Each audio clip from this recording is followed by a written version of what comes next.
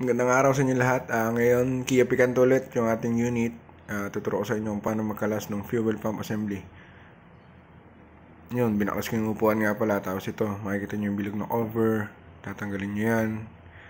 Meron siyang adhesive dyan, yung parang malagkit na ulay black na yan. Kakawang nyo lang. Tapos yun, pwede nyo siyang higpitin. Nga pala, dapat tanggal yung negative battery kapag sisimulan nyo to. Kita nyo naman sa video kung paano natanggal yung mga connectors, tsaka yan, yung hose.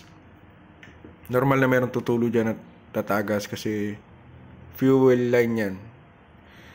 Yan, dyan, meron tutulo dyan. At okay lang yun. Punasan nyo na lang, linisin para hindi mangamoy sa loob.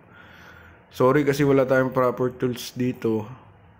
Ang ginamit ko lang is flat screw para masinsil yung sulok ng takip.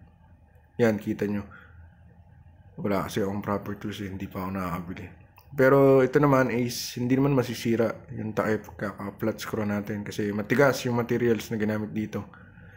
And okay lang naman para sa akin. Pero iba pa rin yung tama at proper tools ang ginagamit sa bawat kinakalas at ginagawa natin.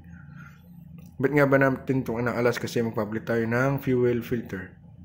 Hindi ko na lang nasama dito sa video kung paano yung pagpapalit ng fuel filter kasi medyo matagal yun. At kailangan is maganda yung angulo ng camera na para kita. Ayan, tinatanggal na natin. Malambot lang naman to, halos ilang pukpuk mo lang, luwag na to. Depende na lang sa huling naghigpit kung gano'n niya hinigpitan. Yun, tatanggal ko na dyan.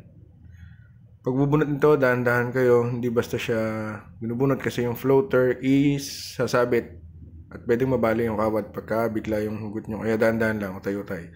Ihanap nyo siya ng anggulo, itatabingin nyo yung floater para makuha nyo mailabas. Yan yung gasket niya, yung rubber, pag nyo makakalimutan ibalik yan. Kasi sisingaw, gamay gas sa loob. May laman pa yan, yung mismong pinaka-assembly na pump, yung housing na gas. Kailangan yung patuloyin mo na yan.